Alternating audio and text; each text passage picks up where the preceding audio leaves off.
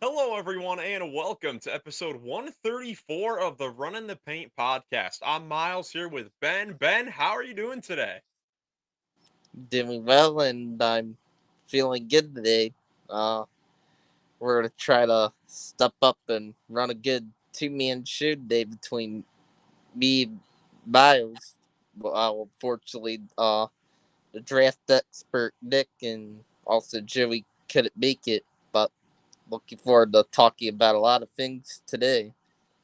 Yeah, we'll have to step up without Nick and Joey here today, and we certainly have a lot to talk about. As we're recording this, the NBA draft just wrapped up. Now, a 2-day event for the second straight year, and the second round just wrapped up. And my oh my, a whole lot of stuff happened within the draft. A bunch of trades have happened since we last recorded. Whole lot to get to here today. So, hope you guys enjoy this one. Leave a like if you do enjoy it. To start things off, before we get into the NBA draft, we got to start off with Poeltl, like we always do. And we were talking beforehand, trying to figure out a good player to guess. And, we thought of a player, Mr. Irrelevant, who's been on a few teams, throughout his career and on our Cavs, Sam Merrill. Sam Merrill. So let's see if we can get something good here with Sam Merrill today. And wow, okay, we actually have a lot of information with this first one, even though we don't have a lot highlighted. So this is going to be a Western Conference guard that is going to be shorter than 6'2". So it's going to be 6'1" or 6 feet tall. That's going to be 26 or younger, and the numbers 2, 1, or 0. So this is going to be a short king. Who immediately stands out right off the mark? Who are some short kings that are in the Hmm. Western Conference? Uh, of course, it's Kyrie Irving, but he's too old. Correct there. I wonder if this is the guy that we thought it was in the last episode, Scottie Pippen Jr. Oh yeah. Shoot, is he What six? number does he? He wears one. Yeah, where's the number one? Oh man, I whew, don't know what his height is. Scottie Pippen Jr. He doesn't seem like he's that tall. We should remember his height from the last episode, but I'm okay. Scottie Pippen Jr. is one option. Let's go around and try to think of some more. I'm trying to think of just numbers that for what? Numbers 2, 1, or 0 across the Right. Western Conference. So OKC, don't think there's anyone. Shay's not that short. Houston, Amen Thompson, Aaron Holiday. I don't remember his exact age though. Man, I feel like let's try out Scottie Pippen and see where that gets us. Yeah, let's do it. All right, Scottie Pippen, got it. Oh yeah. There we go, baby. Scottie Pippen Jr. Woo. in 2. We're back. We're back. After a few episodes of not getting Poeltl, until at least 4 or 5, got Scottie Pippen in 2. So that's a good one, man. Great way to start off this episode, man. Now let's get in to the NBA draft, man. And so much happened. Well, I feel like the best way to kind of go about this is to just kind of go in order, at least on the top, and just talk about these teams and the moves that they made. So let's start off with the very top with the Dallas Mavericks. Still unbelievable that they won this lottery and their prized possession, their, I guess, reward for all of the crap they had to deal with at the end of last season is they land Cooper Flag with the number 1 overall pick, Ben. What are your thoughts now that the Mavericks were officially able to capture the flag and Cooper Flag is now a Dallas Maverick? Well, good for Nico Harrison for being smart and keeping the pick and actually drafting Cooper Flag.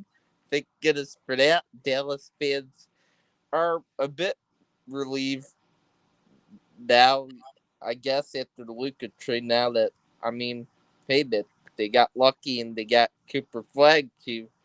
Now that's kind of like their new face of the franchise going forward that they're gonna build around, and I'm really excited about this for Dallas. I believe he's gonna be a superstar player in the NBA eventually, as long as he stays healthy.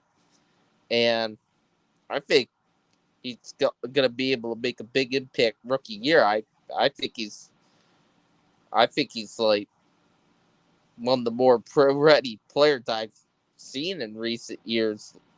Like, what makes me kind of think about that is last year, um, he did, play up against, Team USA stars and like, the in like practices that he was a part of with the select team. It was looking good at times in those scrimmages, and he was just continuing to just be so good consistently at Duke, and I think Cooper Flag can already help look the Mavericks to even be pretty competitive in the West in his rookie year. Yeah, I mean, Cooper Flag goes to the perfect scenario here, really. Going on a team where, I mean, first for Nico Harrison, like you said, great that he kept the pick. Obviously, I don't think there really was much question that they wouldn't select Cooper Flag with this pick because, back the 5.5 months ago when Luka Doncic was traded to the Lakers, Nico Harrison saying was, we believe that defense wins championships.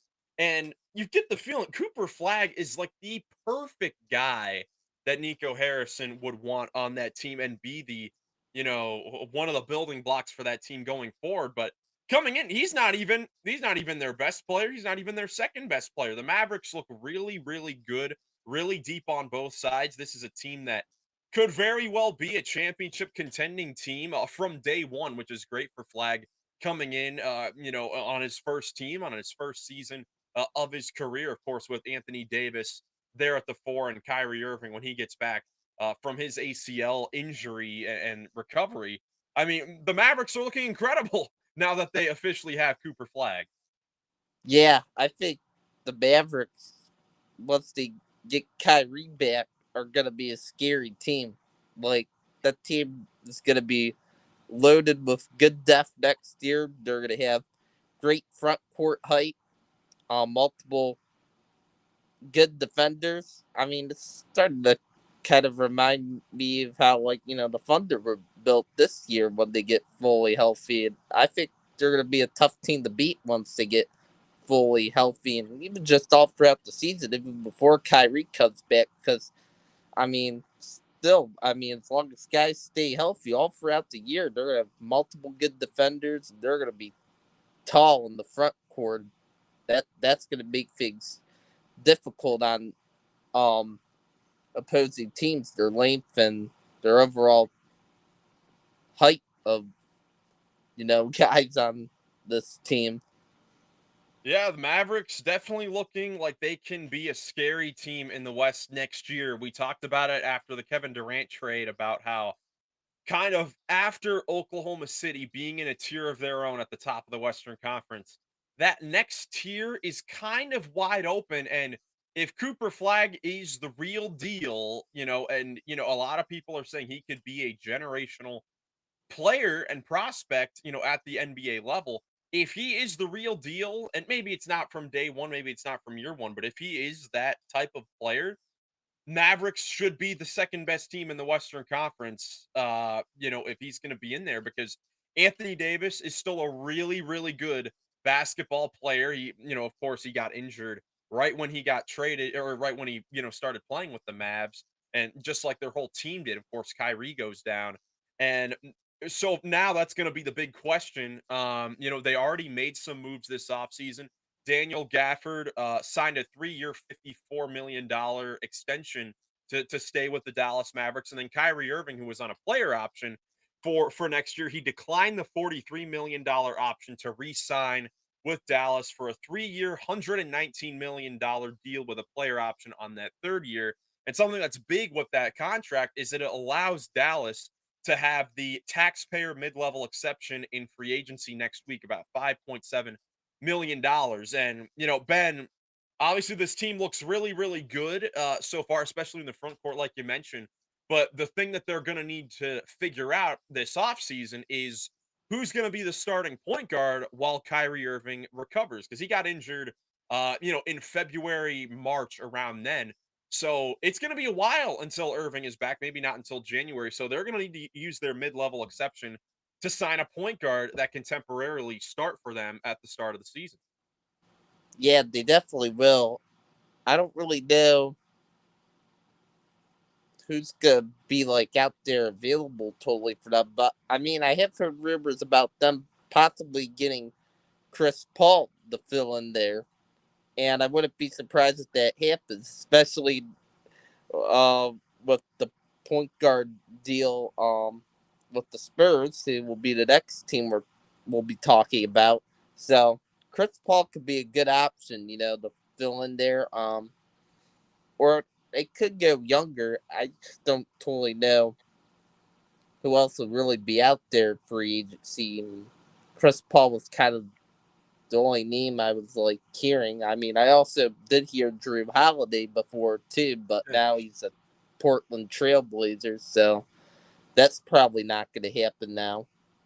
Yeah, I mean, here's the widespread top free agents by position that we'll get to later, of course, for our free agency preview. And of course, these are the top guys by position. And it's free agency because of the new CBA. It's not much of a huge deal. There aren't a huge lot of big names on the table. All the names that are in gold there on the screen for you guys watching on YouTube are the unrestricted free agents. Everyone else is either restricted or has a team option or player option. So the guys highlighted there are going to be the guys that are out there and available for other teams to sign and get. For Dallas, I think Chris Paul would be a good idea because obviously he would be an incredible guy to come in and help mentor Cooper Flag along with Irving and Davis there as veterans on that team.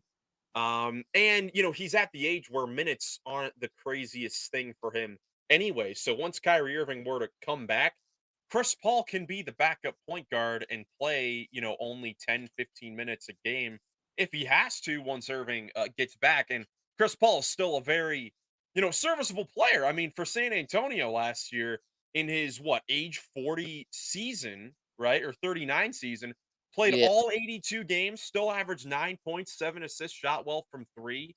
Didn't turn the ball over that much, so he'd still be a serviceable option if he wanted to go to the Mavericks. I've been seeing some rumblings as well about D'Angelo Russell, who is probably not going to go back to the Brooklyn Nets, so that might be a spot for him as well as another scorer, ball handler out there for the Mavericks.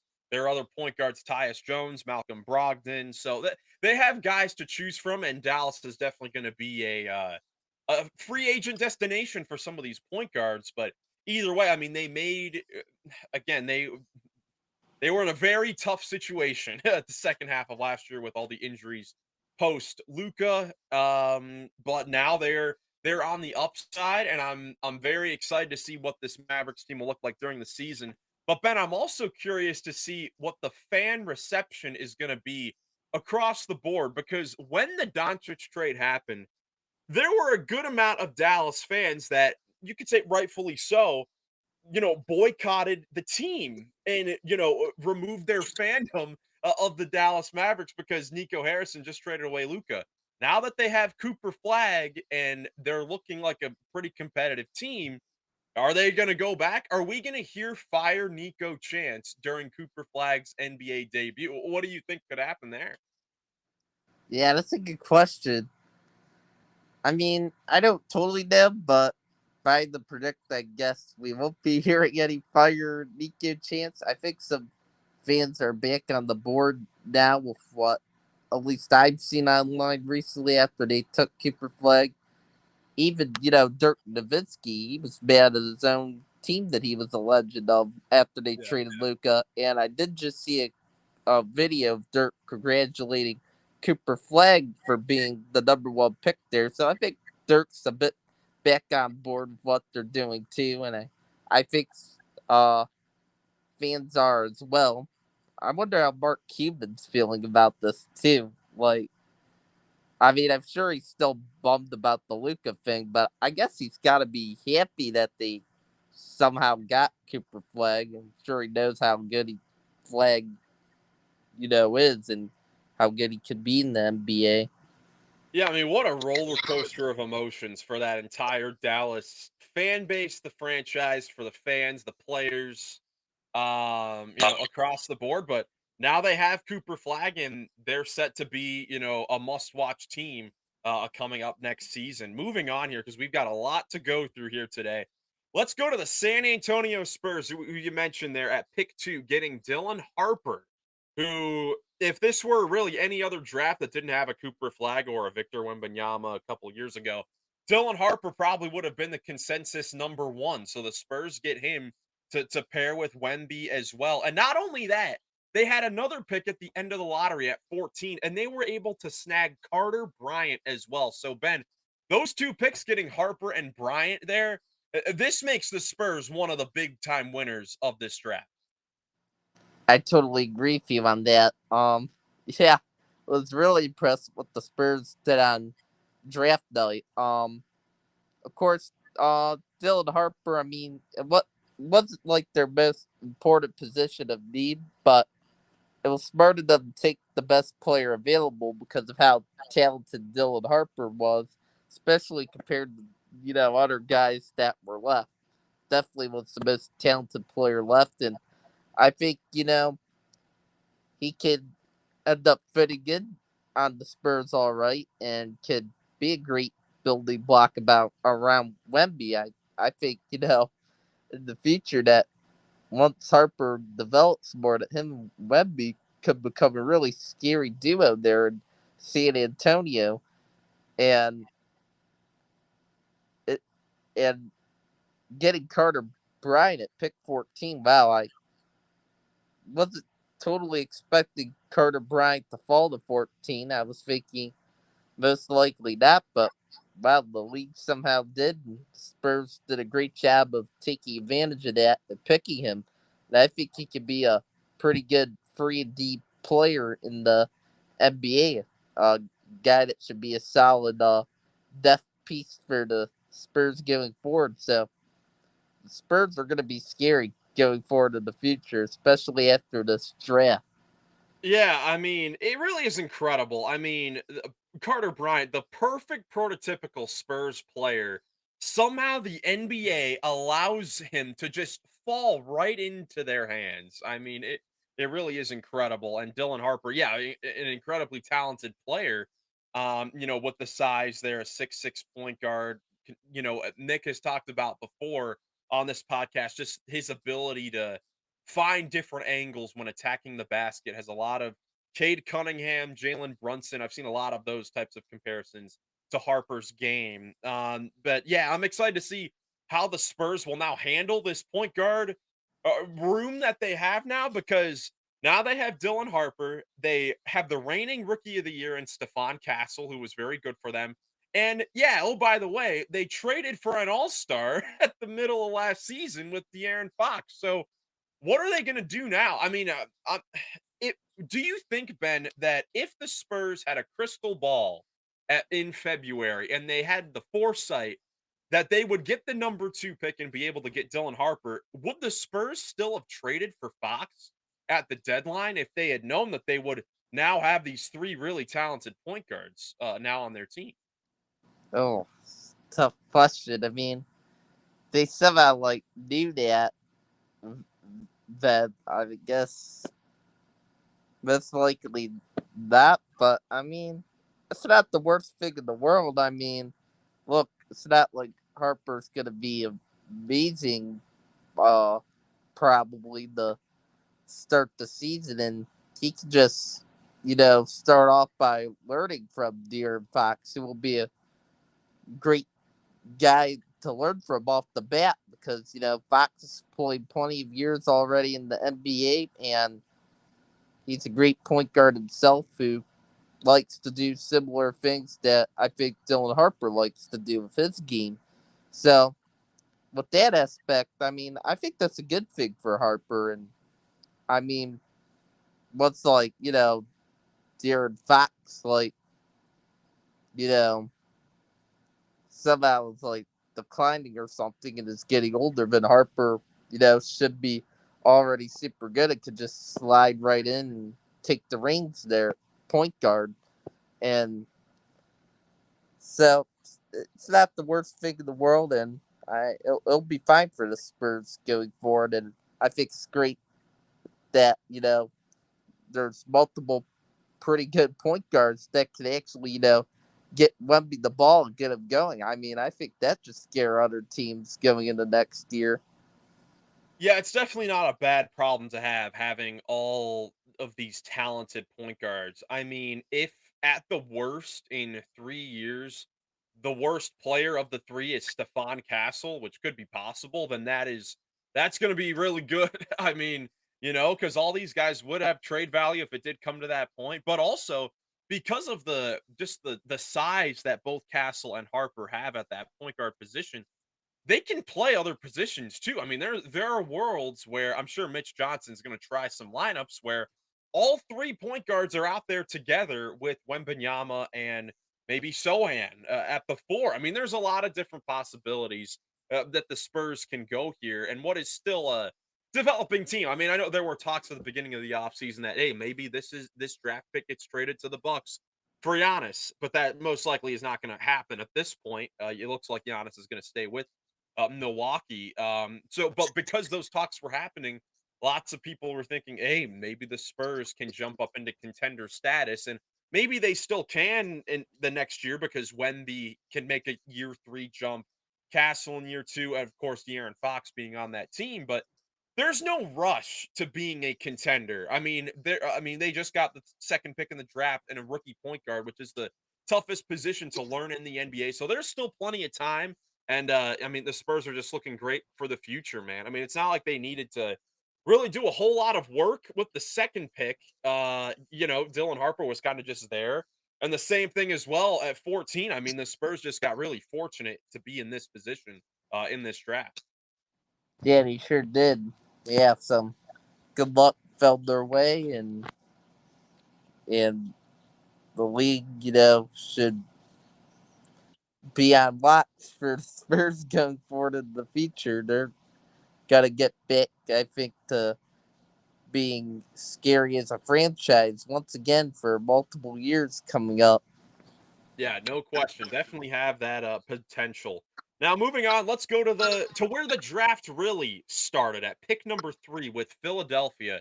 We weren't sure heading into it if they were going to trade this pick because they're a team that does want to win now, especially in a more open Eastern Conference. We didn't know who they would draft at 3 if they didn't trade this pick.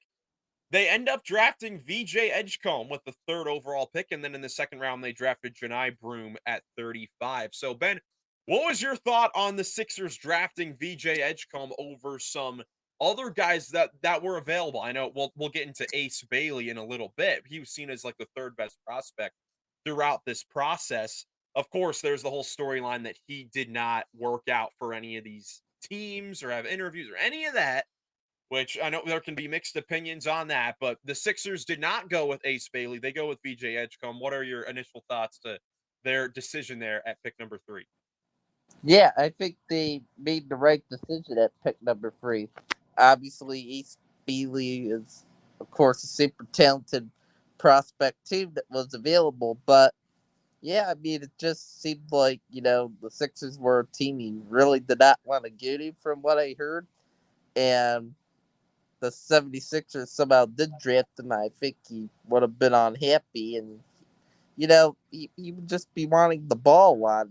That would have been hard on that Philadelphia team when they already have Maxey, McCabe, Embiid, George. So many guys that just want the ball, but that just would have been a bad fit. Now, VJ Epcombe, I think, he'll have a good attitude there for the 76ers, could come in and fit in okay. And I think he's a really talented prospect as well. And I think, the Sixers liked him the best out of the guys that were available. And I think he'll be a great part of their future going forward. And he'll be able to learn from some pretty good players in his rookie year to start off.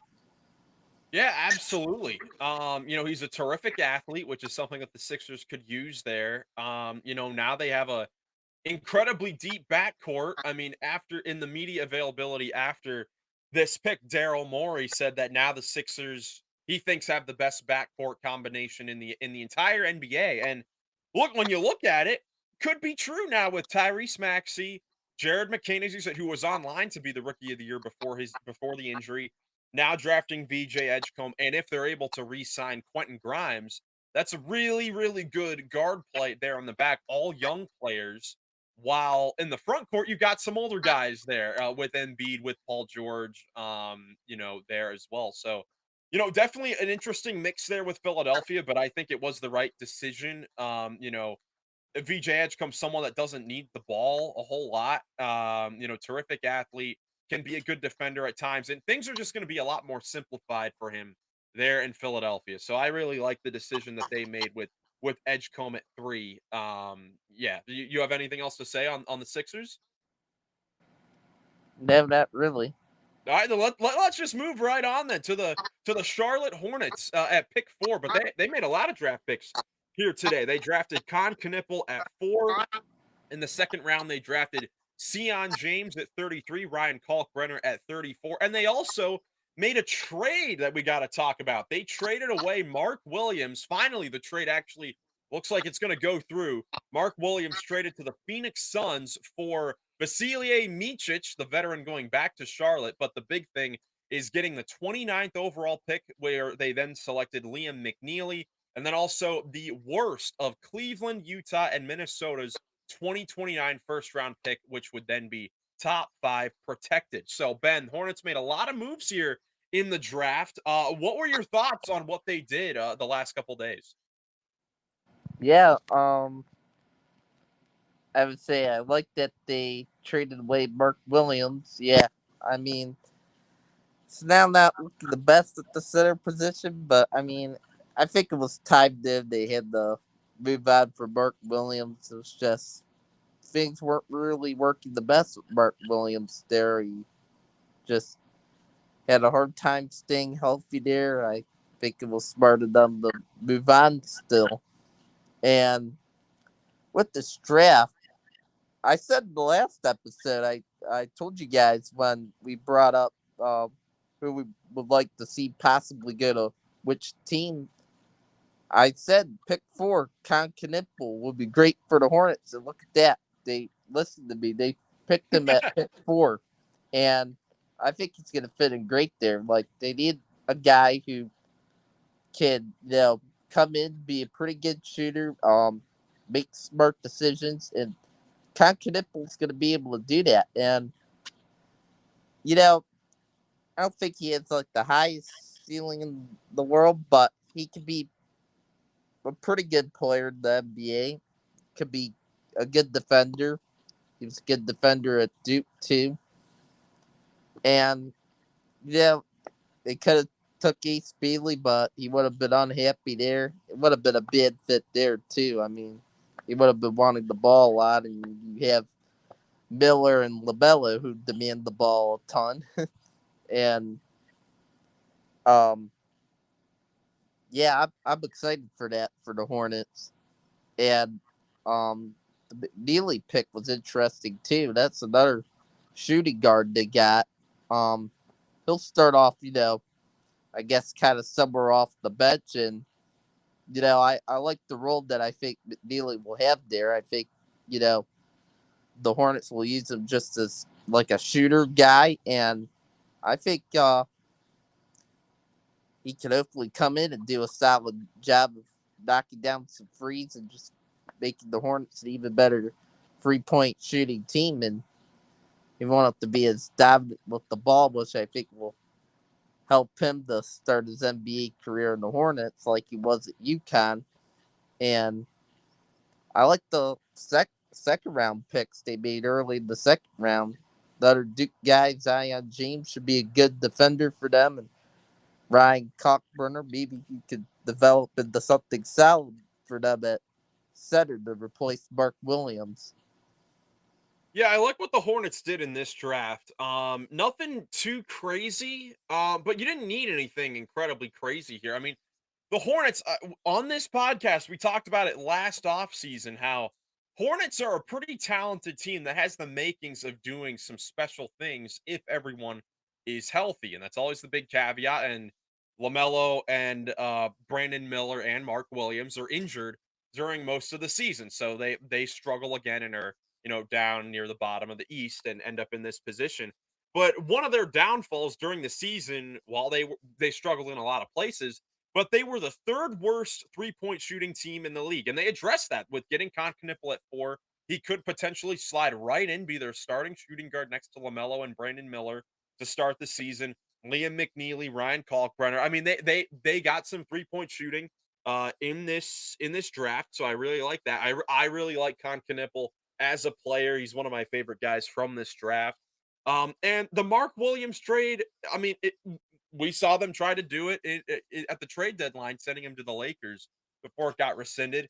He goes to Phoenix. We'll talk about the Sun side of things a little bit later, but for Charlotte, I mean, I like it. I mean, I like it that you get off of him and you get to see kind of what you have with some other guys on the roster. I mean, at the center position, it's not looking great there for the Hornets. They're going to be relying on Yusuf Nurkic to probably be their starting center and Musa Diabate, who's more of an energy guy, but he'll be playing some backup minutes. But they're looking like they're going to be a fun team next year, so that's going to be super exciting. Yeah, indeed. I kind of forgot about Musa Diabate. Yeah, he's solid as a big man. Yeah, I got to play some more last year. A pretty good rebounder on the offensive end. So we'll see what they do there next season. Moving on to number 5 with the Utah Jazz. Now, Utah, one of my winners from this draft, they ended up taking Ace Bailey at 5, even though this is the third time we're mentioning this. Doesn't seem like he really wanted to go there, which seemed to be a trend with this guy throughout this entire process. But the Jazz took him. They also traded up to get Walter Clayton Jr. at pick 18. They traded away. Let me see. I have the trade here. Yes, they traded to get Walter Clayton, and they traded away 4 second-round picks, or excuse me, 3 second-round picks, and then the 21st pick in this draft, which was Will Riley. So I really like what they did here. Utah is a team that has, like I mentioned before, they've got a lot of one-dimensional players on their team, like Isaiah Collier as a playmaker, but can't really do much else. Walker Kessler, shot blocker. Yeah, Kyle Filipowski is a stretch 4.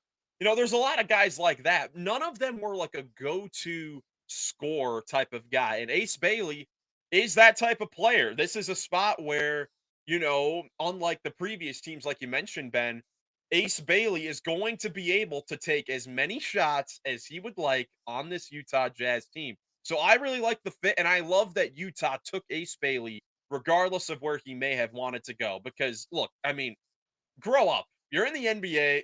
You're gonna make your rookie contract money. Go, it's a business. You gotta go, work somewhere, even though it may not be where you want to go. It's a great situation for him there in Utah.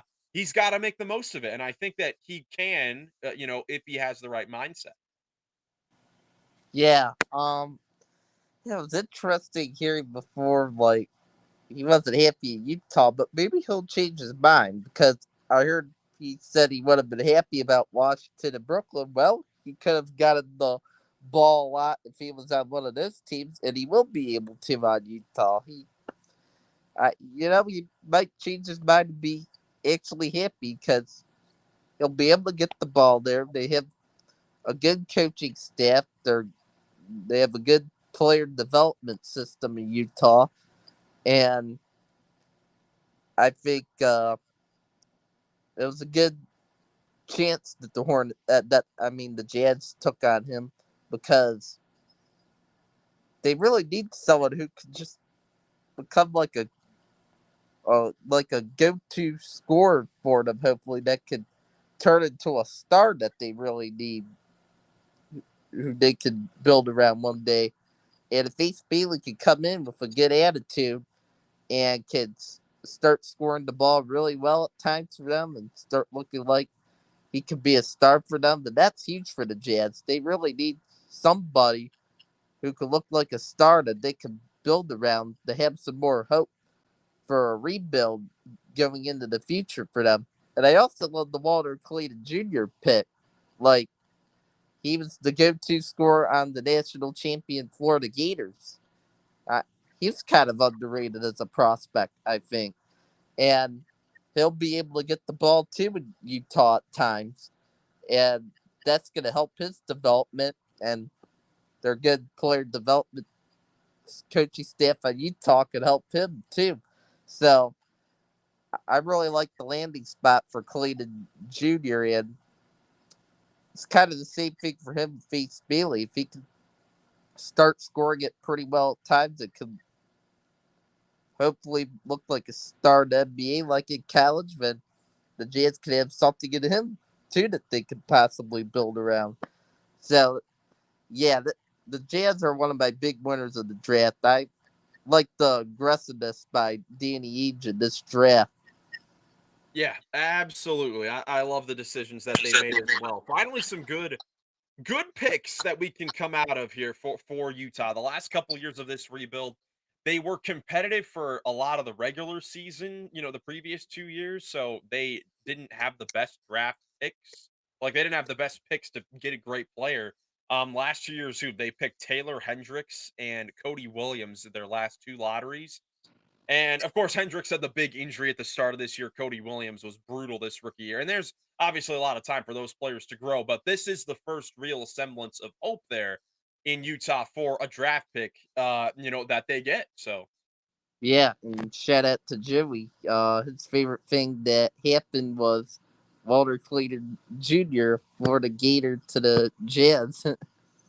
yeah, yes, absolutely. Go Gators for Joey here. Moving on here, let's go to the Wizards, the Washington Wizards, who we'll talk about a lot here. Maybe more so later on for the deal that they made, but draft wise, they drafted Trey Johnson with the 6th overall pick. Now Trey Johnson is the player that I wanted to see end up in Utah. He ends up going to the Wizards 1 pick later at 6, and they also got Will Riley in that trade with Utah for Walter Clayton Jr. So Ben, what do you think about Trey Johnson ending up on the Wizards? I really like it for Washington. I think he was the best player on the board during their pick, and I think he could come in and be a pretty good scorer for them. He's not the best defensively, but I think he could find a way to develop a bit more there, and I think uh, he'll be a great addition to their young core. I think he can look pretty good his rookie year, can help the Wizards hopefully take a little leap and look even better as a team. And they also did they have another first round pick? I Yeah, they got Will did. Riley. They Oh drafted Will yeah, Will Riley. Riley. That's right. I like the Will Riley pick too. He was a solid 3-point shooter in college, but hopefully in Washington they can help him develop to be an even better one. If they can, that would be big. He was always a good defender at Illinois, so yeah, I like that pick too. I think Will Riley's gonna be another good fit there, but I think it'll take some time for him to develop to start off. Yeah, absolutely. I really like Trey Johnson's fit with the Wizards too, because like you said, he's more of a really great shooter. He's one of the better shooters in this draft class, a very good scorer. And the Wizards kind of need that a little bit. They have a lot of, really good potential defenders with Alex Sarr, Bilal Coulibaly in that starting lineup. They needed some sort of go-getter score type of guy, especially with them trading away Jordan Poole, which why don't we get into that now here? Because we're talking about the Wizards now. The next pick is New Orleans, so we could get into that trade, which came a little bit out of nowhere here.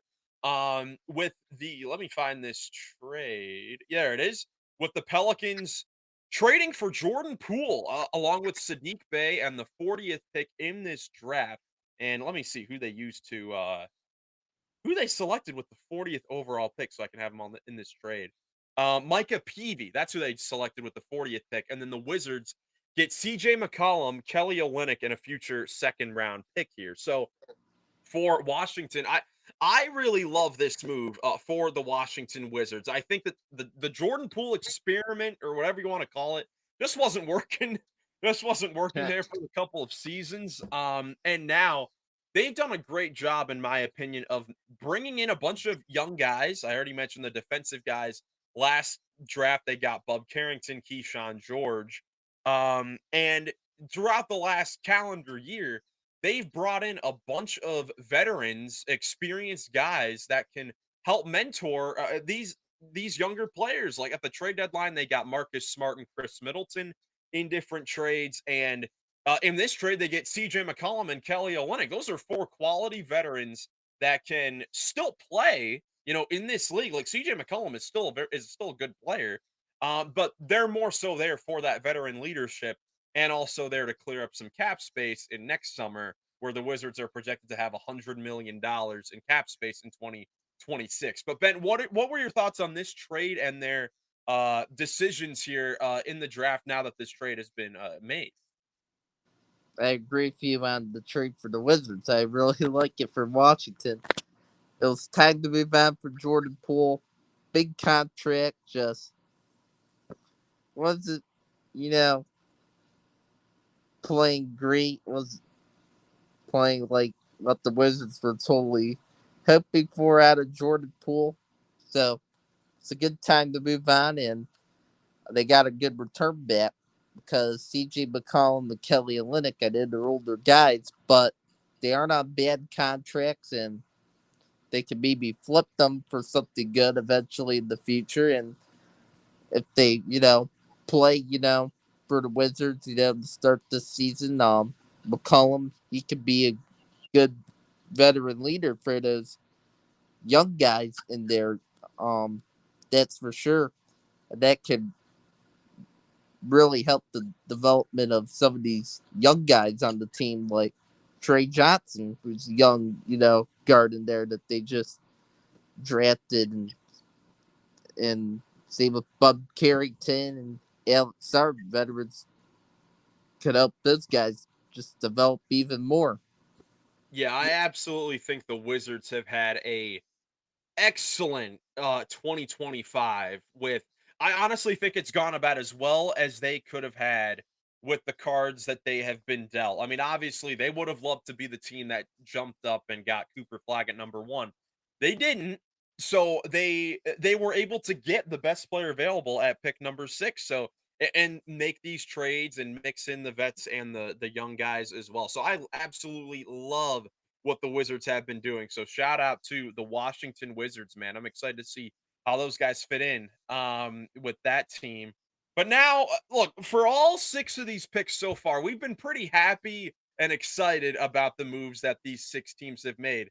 Now we've got some questionable decisions here that we're going to talk about here, starting off with the New Orleans Pelicans, who, of course, made this trade the day of the draft, getting Jordan Poole from Washington for CJ McCollum, a younger guy, but still someone that is under contract for a little bit, along with Sadiq Bey and Micah Peavy. And then after trading for Jordan Poole, a point guard, they drafted one with the 7th overall pick, drafting Jeremiah Fears at the 7th overall pick. Then later on, they traded up from the 23rd pick with the Atlanta Hawks to get the 13th pick, where they selected Derek Queen. Now that's not okay. That may not be bad. That may not be bad. But what they gave up the 23rd overall pick to Atlanta, and the unprotected 2026 first round pick, which is the best of the Milwaukee Bucks and the New Orleans Pelicans, two of the most questionable teams heading into next season. Whichever team has the better draft pick next season in the first round goes straight to the Atlanta Hawks. And we're going to get into the Hawks because they've had a terrific last couple days. But Ben, what is going on in New Orleans? Because I do not know.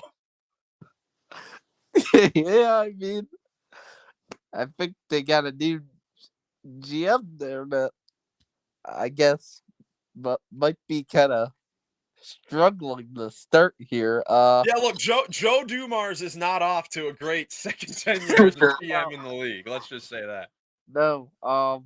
Yeah, that trade you just mentioned where they got the 13th pick, they ended up selecting Derek Quinn. Yeah, it's just a head scratching trade. It was a bad trade. Yeah, you should have given up that first round pick, and I mean, you could have even drafted somebody solid for your future if you kept pick 23. I mean, there's still good players left on the board at, at pick 23. Um, yeah, I don't get it, and I don't like Derek Queen's fit the best there. I mean, I don't really think he'll be a great defender to start off with, but I mean, better offensively. I mean, he did look great offensively at Maryland. He was great at getting to the basket offensively at Maryland.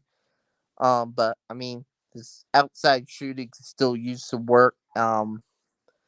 Yeah, it's kind of questionable. I mean, me personally, I would have liked Common Volley Watch on this team a lot. That's who I wish they just drafted at pick 7, and then they wouldn't have had to have done this.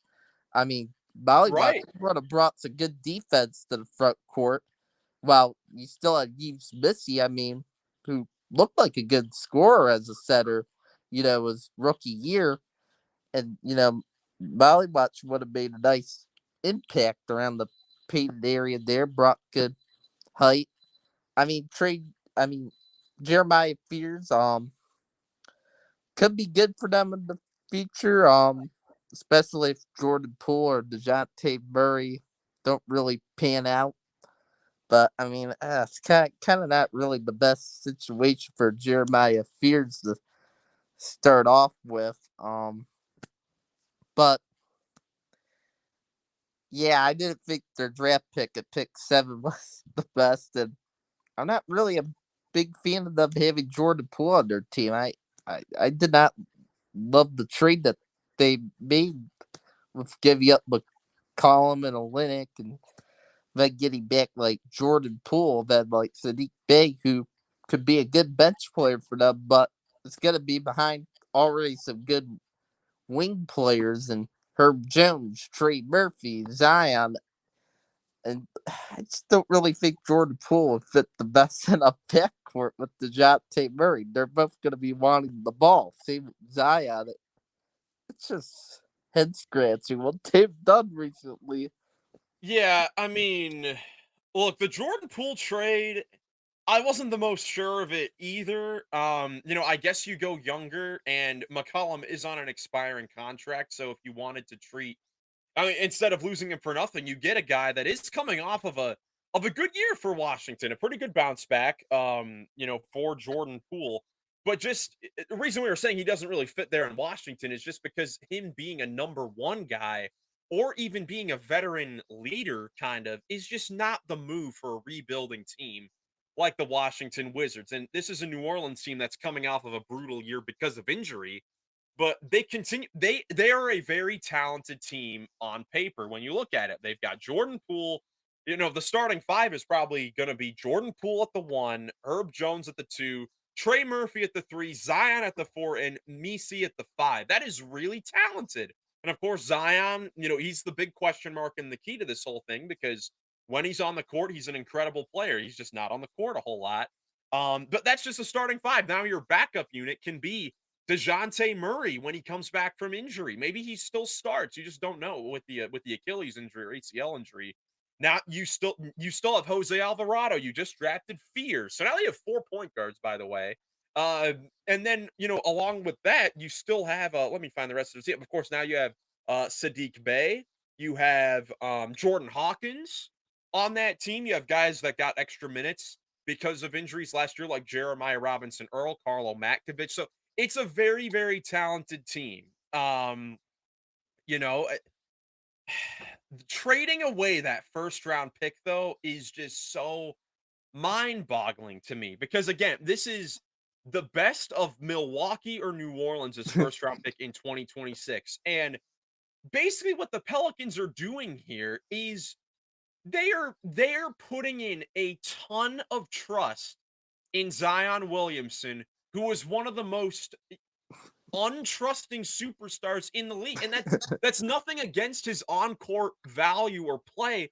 He just cannot stay healthy enough for there to be much value. I mean, let's see, 6 years ago in the NBA draft, we're looking at Zion as being the prospect, one of the best prospects in the draft in a number of years. 6 years later, he's played in 214 career games in 6 seasons.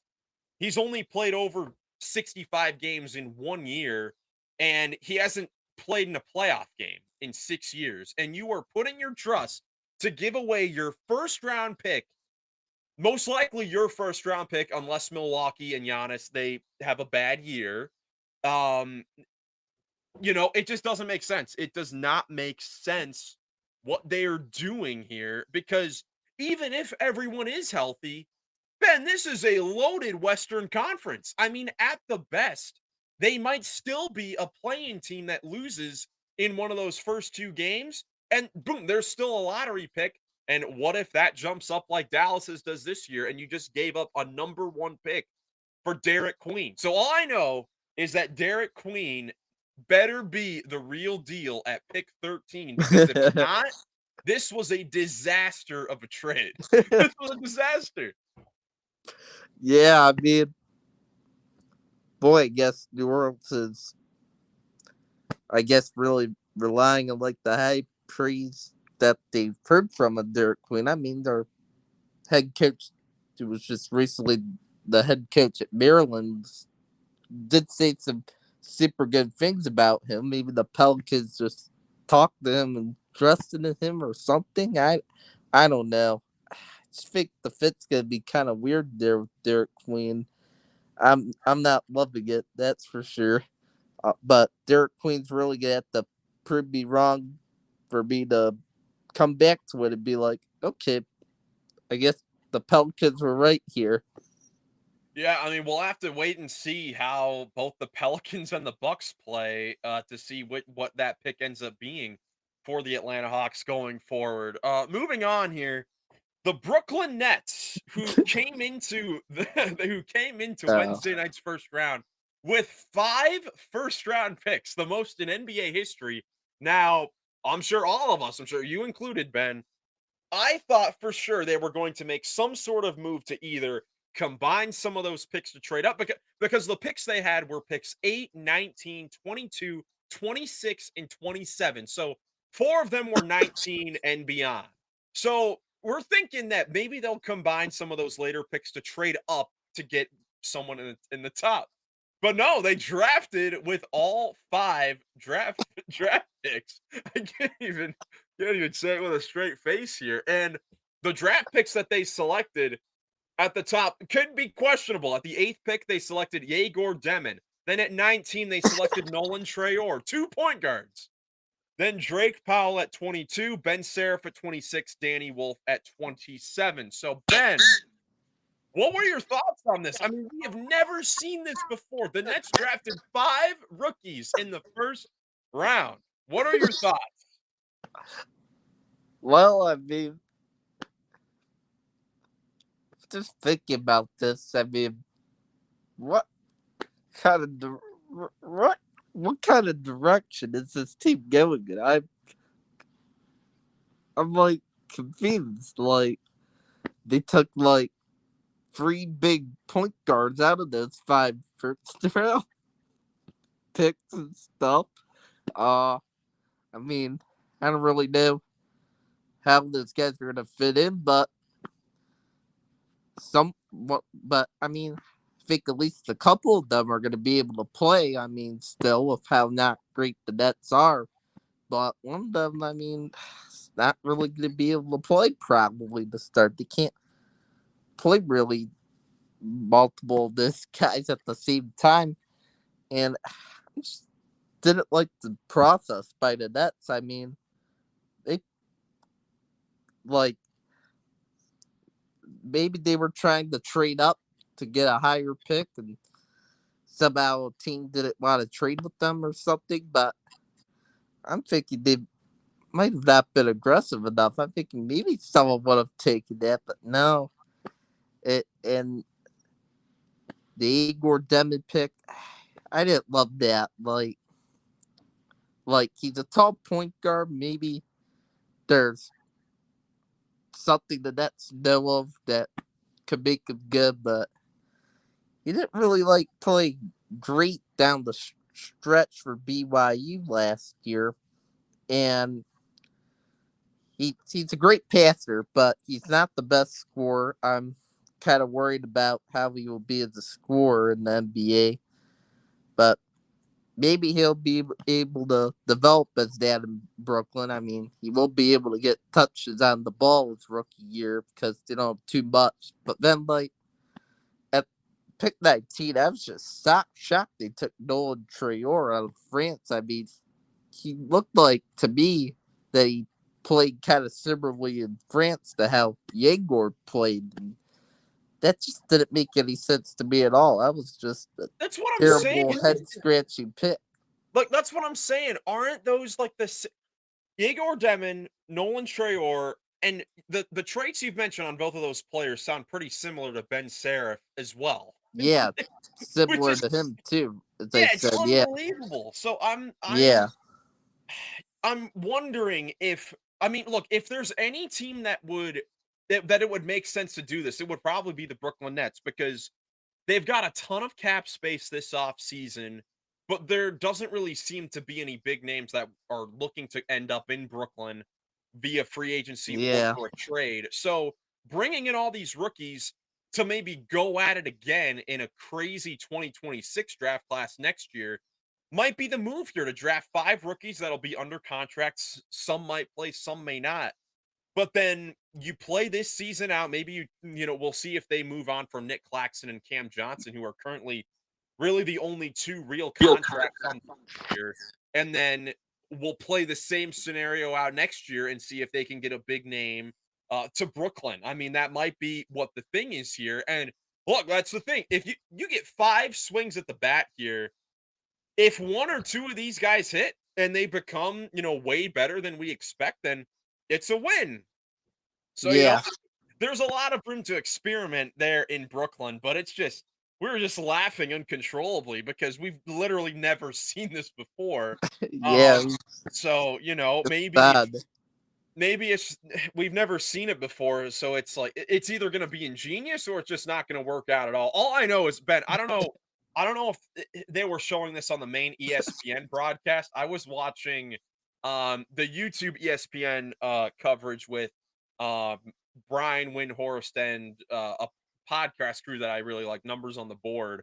And dude, I'll tell you what, the Brooklyn Nets front office looked like they were loving every single decision. They kept panning to their draft room, high fiving left Yeah, and right. They I were saw that loving. too.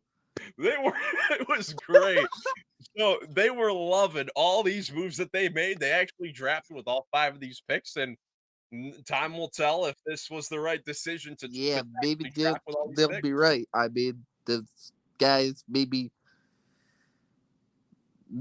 might know something that we don't. I mean, I have seen Sean Marks make some smart moves before. Maybe this will turn out to be smart, but as of right now, I did not like the Nets draft class and was confused about what kind of rookie and young player direction they're wanting to go in now after seeing this. But time will tell to see how this all goes. Absolutely. Moving on here to the Toronto Raptors at pick number 9. Another bit of a shocker here to some. Colin Murray Boyles ends up going to the Raptors at 9.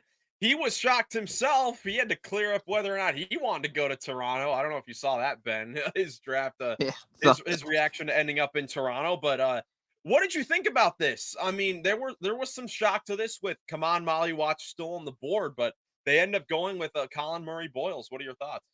this is an interesting pick. Um, I think beside Ujiri, with the picks I saw the Raptors made, must have been really trying to prioritize defense in this draft because the guy he drafted in the second round, Elijah Martin, he was a great defender in Florida. He was a huge reason from his defense at Florida why Florida won a national title in college basketball. So, this Kyle Murray Boyles guy, though, I mean, I saw highlights of him being able to guard like players in different positions. Um, Kind of like Scotty Barnes. Scotty Barnes can do that too. Um, and he was a great defender in college. I guess could use more work offensively. Wasn't really the best offensively, but I guess a good scorer at times at South Carolina. And they kind of have a crowded wing room there. I would say it's a good pick, but I did want them to draft Common Molly Watch here. I think they should have drafted him. That would have been the better pick. But I mean, they do have Jakob Poeltl at center. Maybe they still believe in him, and who knows? They could be right with the defense. I think the jury must have been really leading defense here in this draft. Maybe because of what he just saw from the OKC Thunder in the finals. Yeah, I mean, this Colin Murray Boyles is a player that Masai Ujiri, or I guess the prototype of player that Masai Ujiri loves. Just a defensive, versatile wing that can play the four, can play multiple positions. There's a lot of them on Toronto, which made this pick a little surprising because, like you said, they've got a lot of those guys already. And Jakob Poeltl is good, but I thought that he was someone that could maybe be on the move, but they didn't get a center with this pick. They didn't pick Watch, which ended up being great fortunes for the Suns moving forward at pick 10. So let's get into the Suns here. So after the Kevin Durant trade, which but was back on last Sunday on Game 7 of the NBA Finals.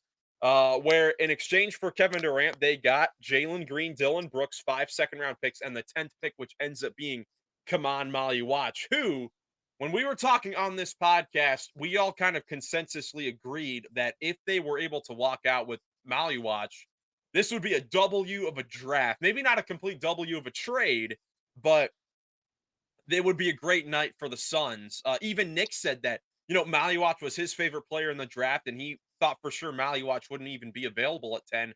And the Suns got him. And not only that, like we talked about before, Phoenix also traded for Mark Williams from the Charlotte Hornets, giving up Liam McNeely pick at 29, that the worst first round pick of the Cavs, Jazz, and Wolves in 2029, and Mičić as well. So Phoenix able to address their center depth very quickly here in the last day or two.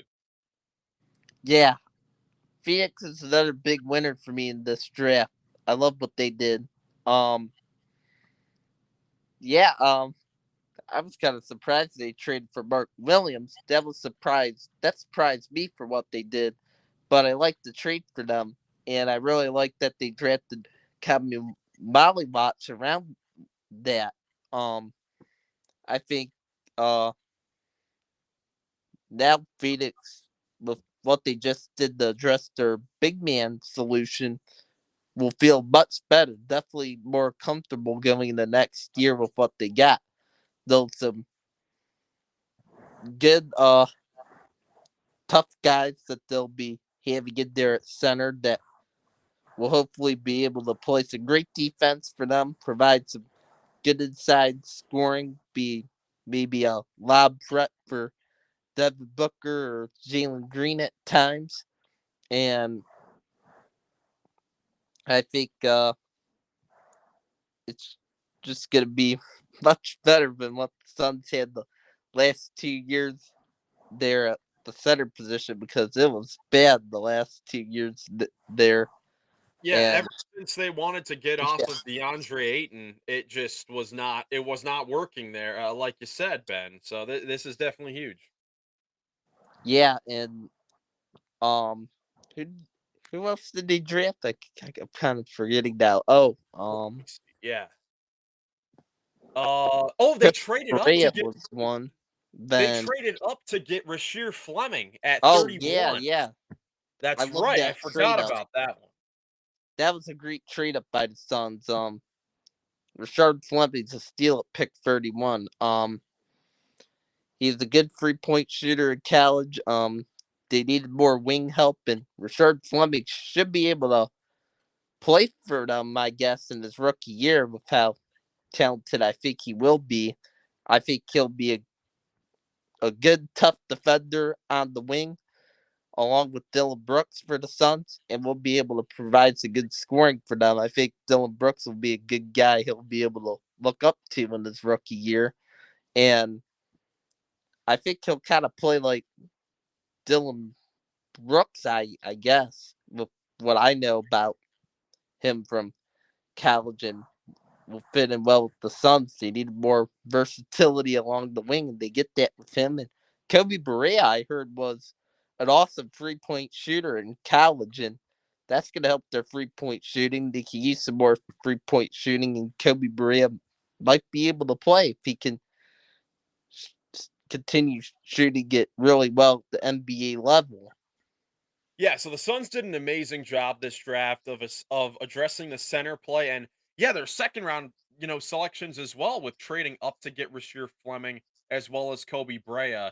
And I mean, that's just going to be fantastic. I know a lot of people are questioning why would the Suns trade for Mark Williams immediately after drafting Kaman Maluach? And look, I mean, here's the thing with the Phoenix Suns, they're in a very awkward kind of position where they're having to retool and rebuild while not having their own draft picks for the next like 6 7 years.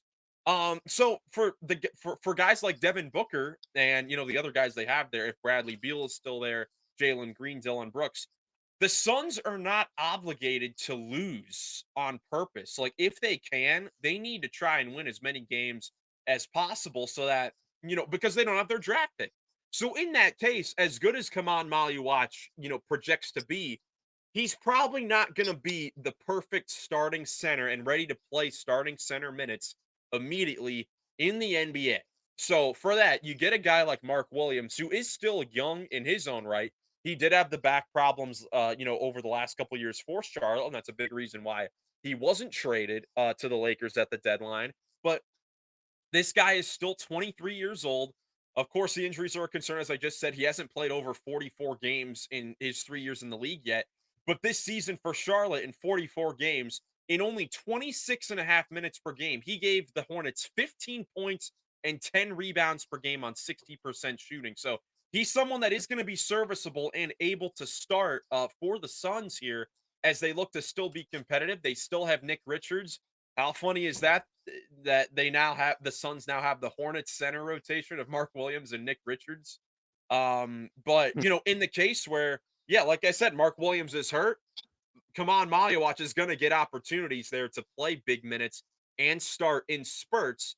But for the full season, you need a guy like that like Mark Williams, who is good to steal those minutes while Maluach is able to develop over these first couple of years.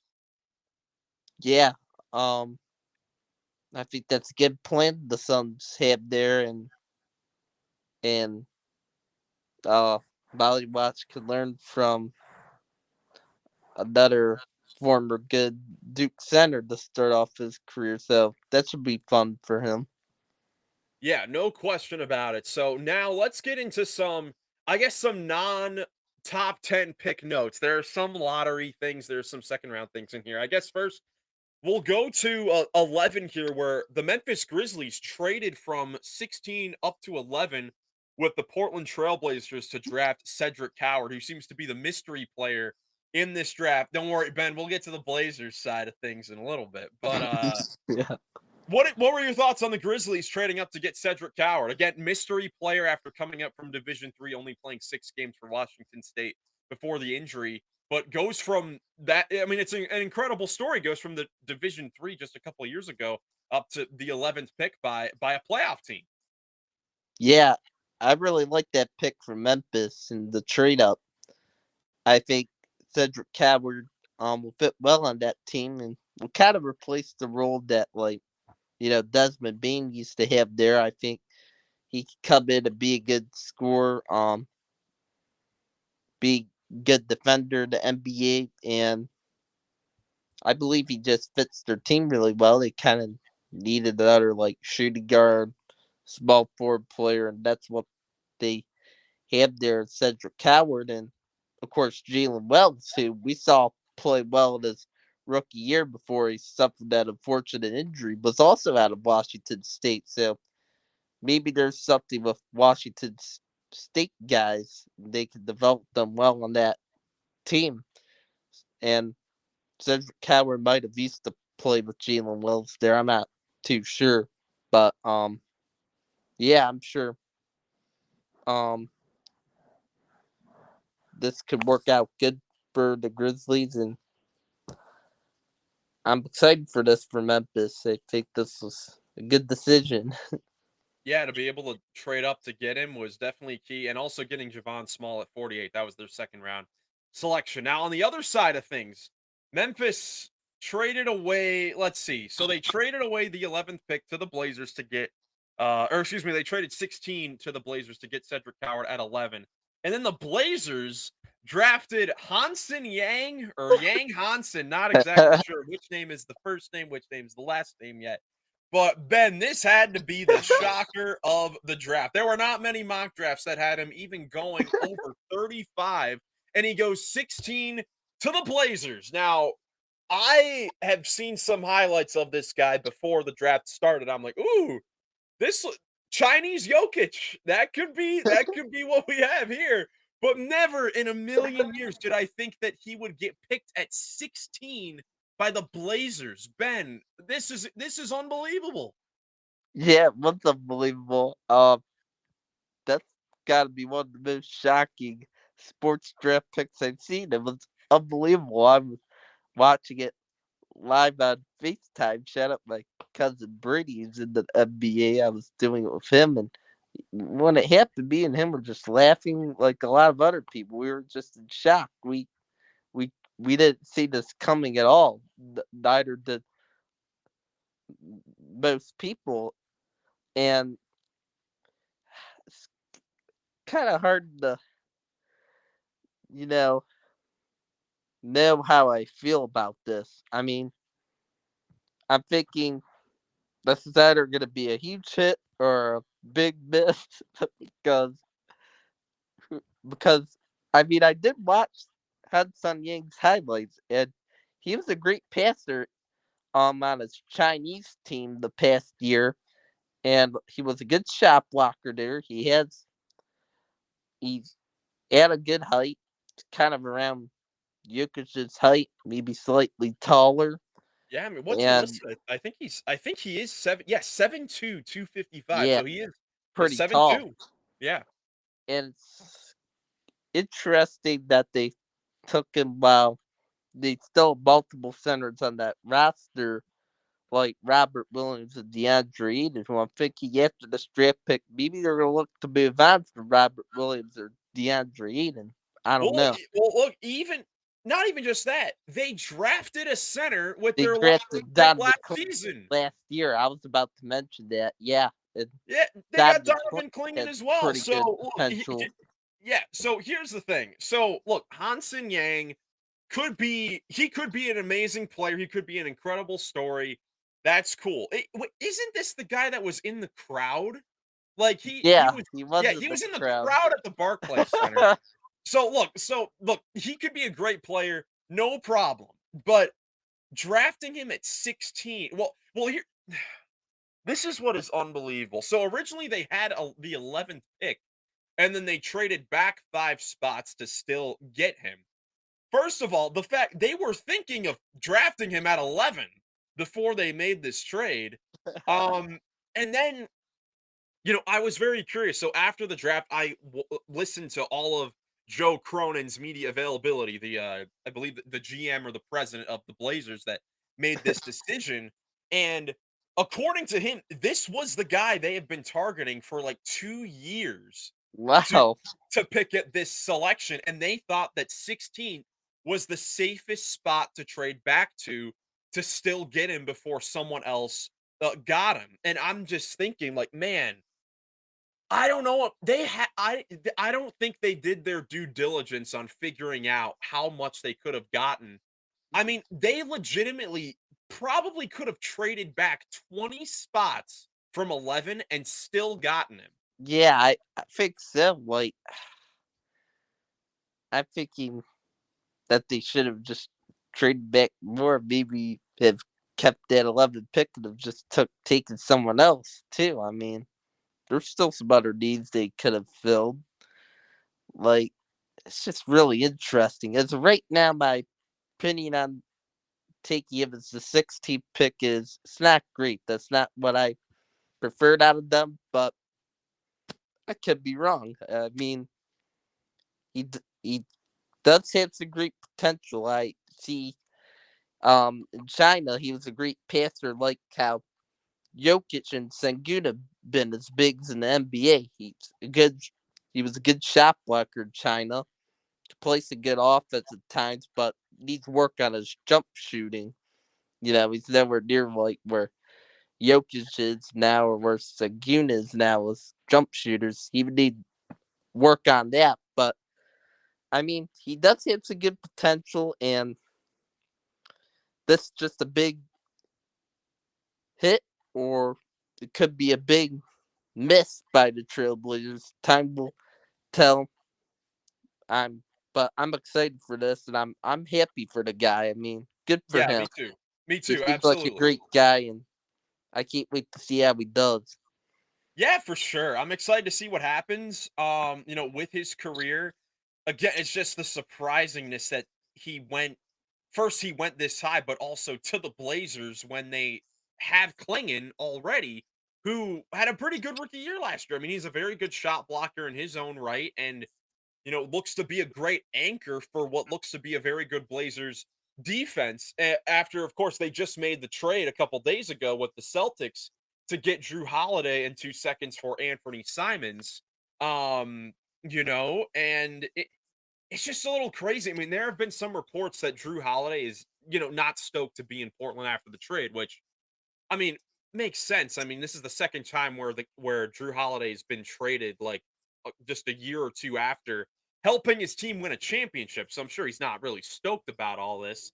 And the Blazers making that type of move a couple days ago made it seem like it was more of a win now type of move, to try to take the next step and maybe get the young guys some experience.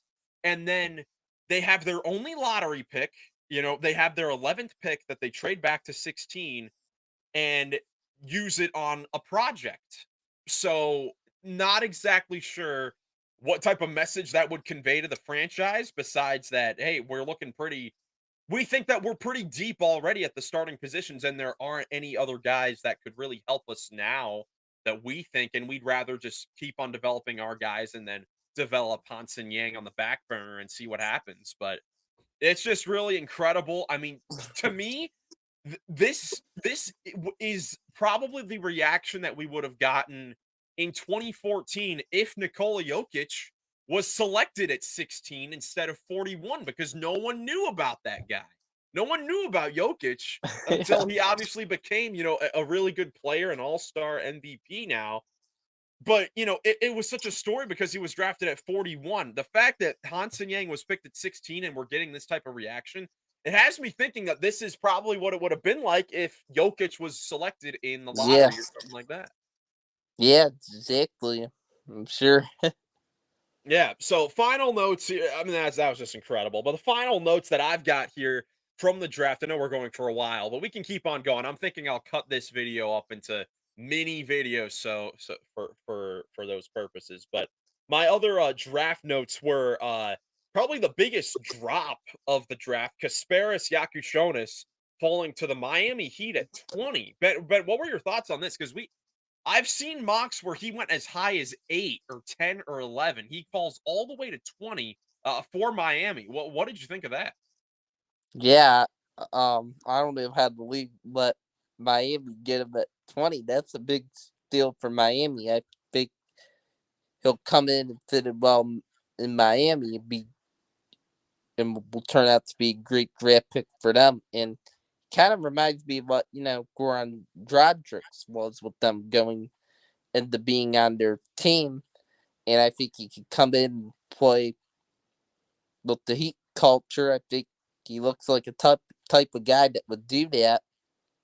And the Heat should just feel fortunate that they were able to somehow have him fall into their laps. As I thought that guy was going to go higher, like a lot of people were thinking. And I was surprised that many teams passed on him. But it just seems to happen every year now, is what I'm noticing, that just a player or two just randomly slips much further, like just far than what we're expecting. It's Yeah, always absolutely. interesting to me. Yeah, it is very interesting. Like, I mean, who would have thought that? Again, say it again. Hansen Yang goes before Kasparis Yakushonis, goes 4 picks earlier. It really is unbelievable. And he goes to Miami, which is known for developing very good players. And I love the Dragic comp because he does look very similar to Goran Dragic. My other big note from the draft was, I guess, semi big note is the defending champs, the OKC Thunder, getting Thomas Sorber with the 15th pick. He's someone that probably won't be a huge piece these first couple years, but I think I love what the Thunder did here because I think that they made this pick thinking of the future in mind in this second apron era that we're in, where OKC is going to really have to pay, J-Dub and Chet, and obviously Shea is already under the deal. The pick that they made now kind of needed to be with what their roster in like 2 to 3 years looked like in mind. So getting a guy like Thomas Sorber who can develop with the Oklahoma City Blue of the G League for his first couple of seasons, while maybe getting into, the Thunder blowout victories when they're up by 20, he'll get his opportunities that way and, occasional starts and all that. But when they need to pay their star guys more and someone like Isaiah Hartenstein has to get off the team, Thomas Sorber can just step in when he's ready and be the next, center there for OKC. Yeah, I really like that draft pick for OKC. I think it was smart of OKC to kind of think of the future, think like, what talented rookies are available? Could any of these guys be in need for sliding into our rotation in the future? And Thomas Sorber was a pretty good defender at Georgetown in college, solid offensive player in the paint there. And yeah, he kind of plays like Isaiah Hardenstein, what I've seen from him in college. So I really like the pick. Thinking, yeah, who knows? Hardenstein could have to just end up going off their team in a year or a couple years from now. And then once that happens, I mean, hopefully this Thomas Sorber guy, will be more developed, which I believe he can, and Ben could hopefully step into the rotation and play good. Yeah, absolutely. So, Ben, do you have any other things that you want to talk about from the NBA draft before we move on? Rest of the first round or in the second round? I mean, I did think the Orlando Magic at pick 25 got a big steal in Jace Richardson. I think he's kind of a pro-ready player, and I think he fits that team really well, and he's a pretty good shooter. Before the draft, I was like, the Magic at wherever their first pick is in this draft, they need to select a pretty good shooter that could also play some good defense. They're getting exactly that in Jace Richardson. Yeah, I And like I like the pick as well. I definitely I like that mean, I pick as don't well. really have anything else that stands out too much. Yeah, Orlando also traded in the second round with the Celtics to get Noah Penda, who's a good defender as well, fits in with Orlando's system there. Oh yeah, that's right. Yeah, Pistons getting Chaz Lanier at 37. Let's see. That's really all the main things. Obviously, as Cavs fans, I'm excited that Tyrese Proctor fell to 49. Yeah, me too. I think he's a sleeper prospect, and I think that was a good value pick there by Kobe Altman. Yeah, so we'll see what well, I mean, that'll it's interesting what Cleveland did. I mean, in that scenario there, having the 10th to last pick in this draft. Normally, all these guys that are like 45 on, when anyone that gets drafted, it's either going to be on a two-way contract or it's a draft and stash for later. The Cavs drafted Tyrese Proctor and signed him to a multi-year standard contract, which is why, by all reports, the 49th pick in Cleveland was a desired spot for a lot of agents and the draft prospects. But then making the selection with Tyrese Proctor definitely I like it because they are prepared for the scenario where they're not able to keep Ty Jerome and or Sam Merrill, which is definitely a possibility. So I like it. Tyrese Proctor and Craig Porter Jr. being two, point guard prospects there at the end of the bench. Like it. I like it for Cleveland. So good draft, good drafting at the end by them. Yeah, I agree. So now let's move on. Not a whole lot more to talk about because we've talked about a lot of things. A lot of the crazy trades that happened. We talked Jordan Poole, CJ McCollum. Let's get into the Porzingis trade. So the Boston Celtics, man, we knew coming into this offseason that they needed to shed some salary, and boy, did they rip the band-aid off quickly. We a couple days ago, Ben and I we got on here and talked about the Drew Holiday trade from the Celtics perspective about them trading him to the Blazers along with 2 second-round picks to get Anthony Simons. And then I don't know, a day or two later, they traded Kristaps Porzingis to the Atlanta Hawks in a 3-team trade. So Porzingis goes to Atlanta. The Celtics get George Niang and a future second-round pick, and Brooklyn got Terrence Mann from Atlanta, and they got another first-round pick that they used in their record-setting night, the 22nd pick, getting Drake Powell. So I guess first from the Celtics perspective, we knew they needed to shed salary. They are now under the second apron with both of these trades, giving away Holiday and Porzingis. Man, it's got to be a tough pill to swallow. It's got to be difficult, for Celtic fans that they had to give up two key pieces from their 2024 championship team and really not get a whole lot back. But it's their moves that needed to be made. Yeah, they were moves that needed to be made, and they were the right moves. I think in the Anthony Simons trade, as I said in the video where we talked about the trade, that was a great move because it was impressive that they were able to get Simons and a couple of second round picks back for Drew Holiday. But then a few days later, I somehow heard from Shams that they're possibly rerouting Anthony Simons in another trade. So that's interesting. I wonder what the Celtics thought process with that is. But with Porzingis, yeah, that was a good move too. I mean, Porzingis was another guy like Drew Holiday on kind of a big contract and was getting older, had some injury concerns, and so it was the right time to move on from Porzingis. They didn't get much back for him, but they got George Niang, who I think can fit good in the Celtics system and can be a solid player in Boston. So I'm kind of intrigued by George Niang going there. But that I did find out in that deal that yeah, there really was like a ton of value for Porzingis, and I was impressed with the Hawks. Really didn't have to do too much. They that they really did have to do too much. Didn't have to do too much with giving up in this trade to get Porzingis. I love the move for Atlanta. I like that they're taking a chance on him, and even if he doesn't totally work out, it won't be the worst thing in the world, I think, for the Atlanta Hawks.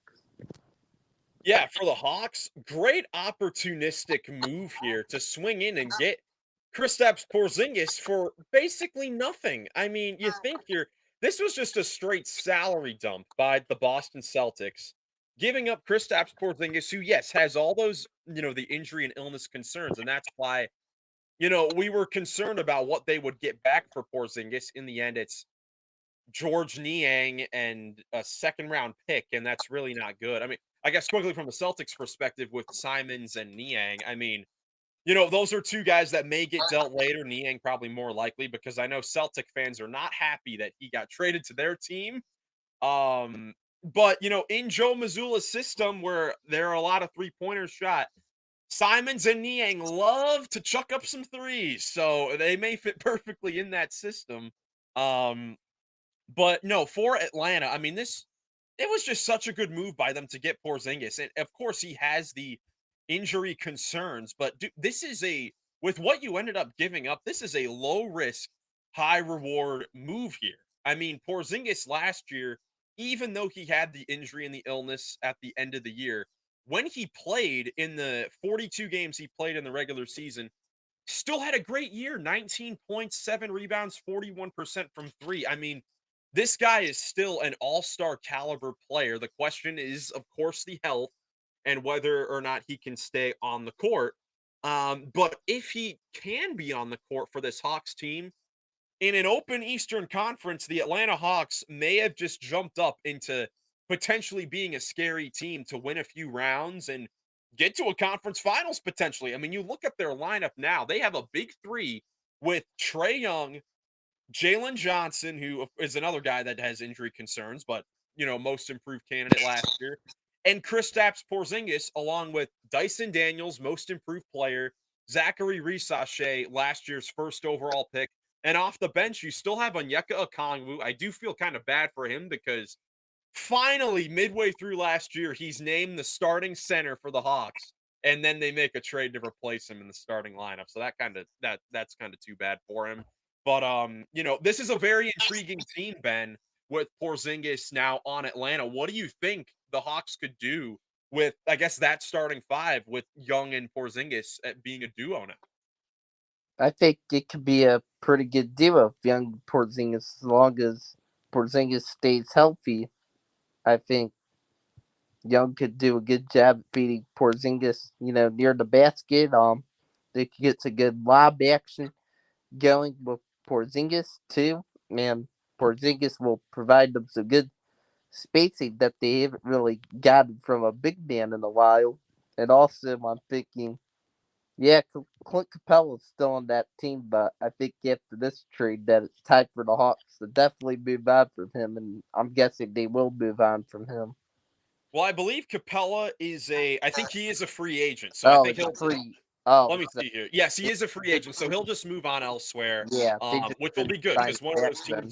one of those teams like the Lakers that need a center will probably look to try and get him. But Mm. yeah, I mean for Atlanta, they just look good. I mean, they have the defense. This is like the perfect team to fit around Trae Young in that starting lineup. Defense and versatility around, your all-star point guard that is still, an incredible playmaker. And now, you have an all-star front court potentially with Johnson and Porzingis. I mean, they're all-star caliber players. I think their big priority in the offseason is going to be to get a backup point guard somehow and probably to re-sign Karis LeVert to have another secondary ball handler. He was good for Atlanta after the trade with Cleveland. But besides that, I mean, again, the question is going to be how serious is this Porzingis injury? Because if it is serious enough to where he can't be on the court, then Atlanta is going to be a play-in team in the middle of the conference again. But if he's if he's on the court, then Atlanta should be pretty good. I mean, even if Jalen Johnson has to miss time, even if Porzingis has to miss time, as long as they're healthy come postseason time, this team has the potential to do some scary things because when you take a look at different matchups, I mean, there's defense across the board on this team besides Trae Young. So that this could be a very scary team in the East, that's for sure. Yeah, it could be a scary team. They just gotta stay healthy, and I gotta hope that Porzingis just fits in good as they believe, and I believe he will. And there's a good backup point guards available in the free agent market as we show now. Yeah, there's multiple good guys the Hawks could look to sign, so they should be able to get some backup point guard. That shouldn't be too hard, I would think, for the Hawks. Yeah, absolutely. And final thing I'll say on this front court, I mean, Porzingis and Johnson.